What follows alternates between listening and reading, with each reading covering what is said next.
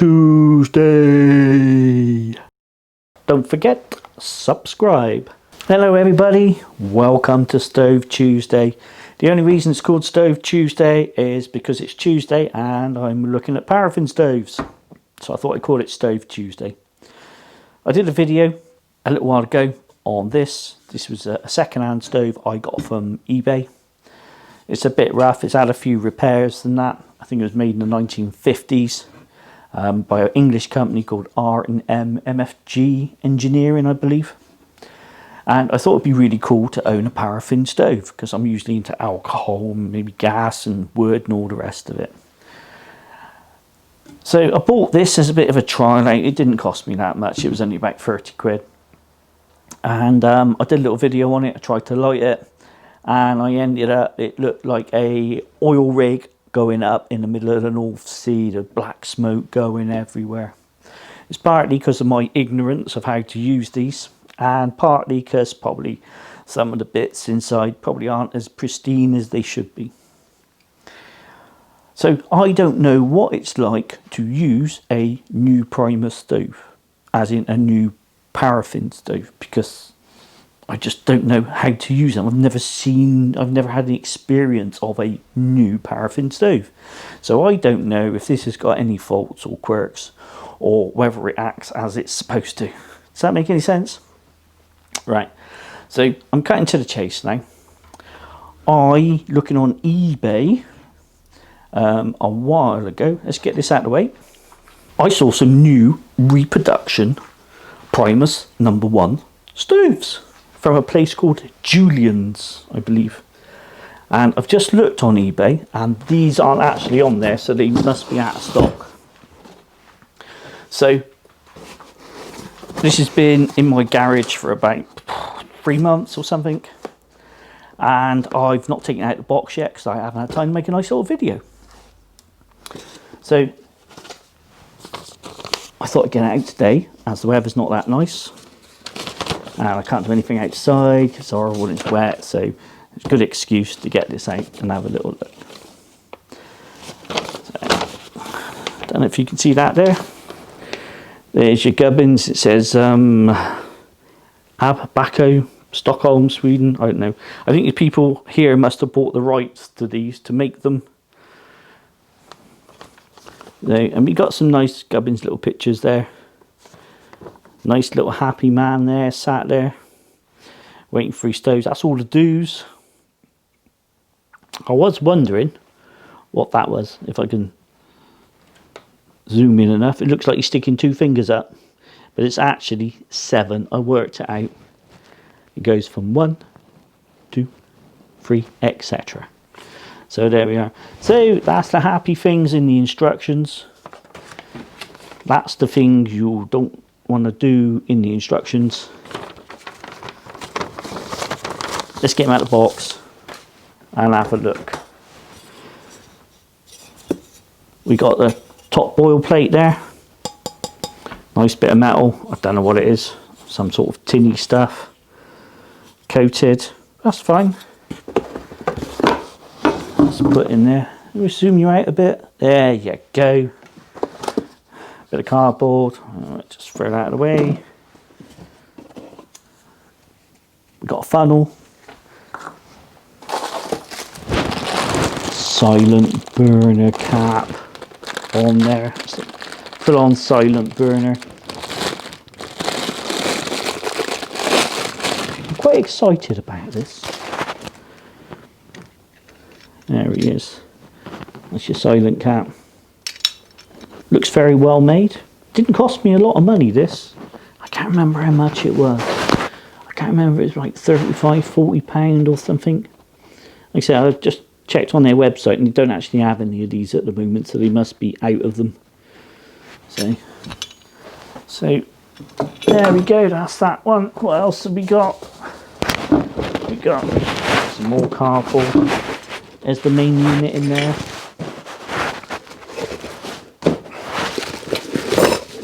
Take him out. In fact, we'll get it all out. There's some spare washers there. That's for your plunger. It's a spare washer. got some legs. Well, I say legs, that's to go in the top of the fuel container to put that on. That wasn't very well explained, was it? Some prickers and spanner. That's everything we got in the box. Like I say, I don't know what it's like to use one of these new stoves, and I don't have any experience of them. So I thought, oh, Reproduction one, I'll get that, and then I'll try it at some point and then see how it functions. Whether it's my stupidity and ignorance that made the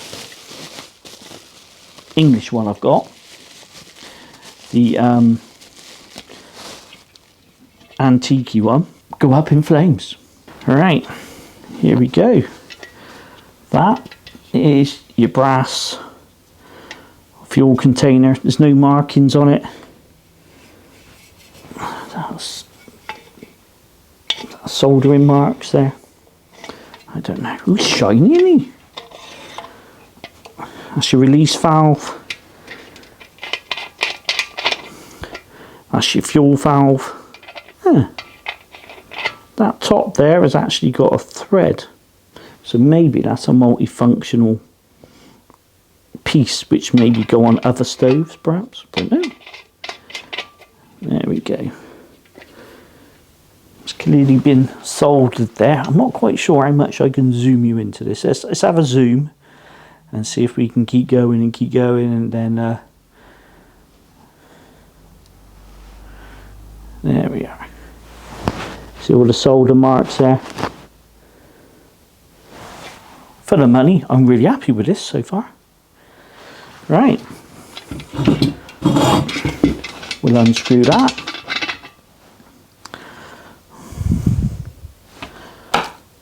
And then into that goes our burner. It's got no oh, for goodness sake. Remember, folks, take the silent cap off if you're going to tip it up. Oh, is that a washer in there? Let's have a look. No, there's no washer. It's just got a friction fit, I think. Doesn't look to be any specific washers that go in there. When I took the other one apart that I've got, that was a friction fit as well. Screw them in. Actually, before I do, just make sure there's nothing blocking that hole. You know, that'd be embarrassing, wouldn't it? If I've been playing around with this for hours and I realise there's no fuel coming out because there's some kind of cap in there. There we go.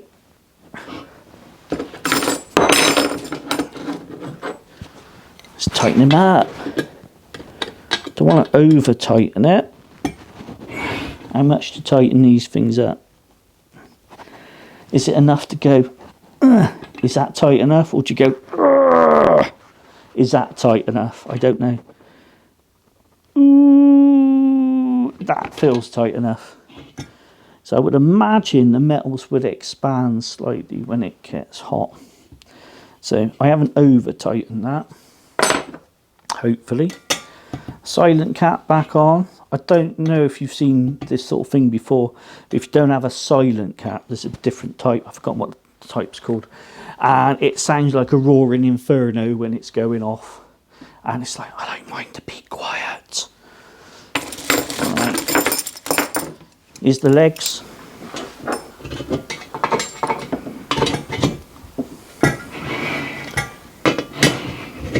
There we are. Legs are on. And then, oh, there is the boil plate on the top, which, oh, that's better. There he goes. It's fixed on there. The thing I like about these, you've got a nice stable surface. Just a sec. So if you've got a small pot will go on there. Oh, this is the MSR Titan kettle, by the way. Fabulous little lightweight titanium jobby. You would possibly burn the rubber on there, but it's not too big a deal. It just gives you an example of the small size it will take. And then you could go up to something like that, which is like pretty cool. And it's perfectly stable. Oh, this, by the way, this is the larger firebox frying pan. Yeah, I'm looking forward to using this properly. I've used it once or twice, and I'll keep oiling it as well. So, oh, that's a big old beast. Beautifully made, that is, but that's a story for another video. Basically, that's it. That is a Reproduction Primus #1 stove. I must say, that works ever so smoothly. Let's have a look inside. Ooh. Let's get you in a bit closer. Oh my word, that's a bit too close. Maybe not. There we are. That is a well-oiled gasket in there. Does that tighten up more?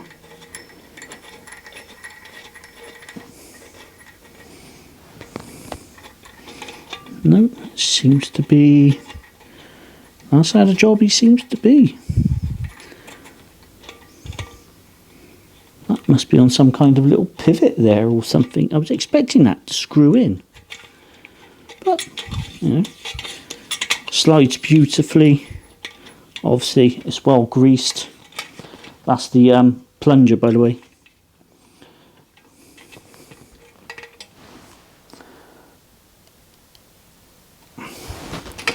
I haven't explained that very well. This here is the plunger that pumps air into the tank to pressurize it. Oops, it's come all the way out. On the end there, you've got plenty of room for that to move around. Whether that nut should be tightened more or not, I don't know, but he's on there solid, so I'm not overly bothered about that. It's well greased as well. Let's put him back in there. Oh, I had a problem with this the last time on the second-hand one that I bought. The little lever washer. It came out really easy and it was a bummer to put back in. So what I'm going to do is gently tease that around the edges to get all of that. Sorry, you can't see that very well. I'm pushing the ends in with my finger, so I don't want to damage it. Oh, beautiful. So how did I get into these type of stoves? Originally, I was after an Optimus Sphere stove, which is the little camping stove. But that's the one that sounds like an absolute jet engine when you set it off. And I'm not into all that, like I said earlier. So that's how I got round to buying one of these. Because originally I was looking for a silent cap to fit the Optimus Sphere. And I couldn't find one for love nor money. And the only place I could find one was that Bernie Dog chap in America. The package and posting was obviously like, you know, 20 odd quid from America, and the price of the cap itself. And I just, you know, you end up paying tax on it as well. So it was never going to happen. So that's why I started looking around. Paraffin stoves with a silent cap built in. Whew. Anyway, that's basically it for today. I'm looking forward to getting this bad boy up and running. It's not going to be today, it's really windy. Wouldn't it be nice if you went camping and you got all these other people in there and they're using the gas and all the rest of it, and you come out with something like this is like cool camping material, isn't it? You're cooking your lunch or whatever, it's nice and quiet. It's a bit of a talking piece if people are going past. So I'm kind of looking forward to using this, and kind of looking forward to see if it turns into a exploding fireball oil rig like the other one that I bought. Oh, I'm hoping it doesn't. It's just cool, you know. You take it in your car, cook some tea, sit around it, have a glass of wine. I like that. Cool. Anyway, that's enough for today. That's pretty much it from Stove Tuesday, everybody. Thanks very much for watching. If you've got this far, don't forget, subscribe. All these people do that, don't they? They go, subscribe, just trying to be cool. It'd just be nice if you like what I do, feel free to subscribe. So, like I say, if you like the video, give me one of those. If you don't like it and you want to give me one of those, let me know why. I don't mind. Just tell me.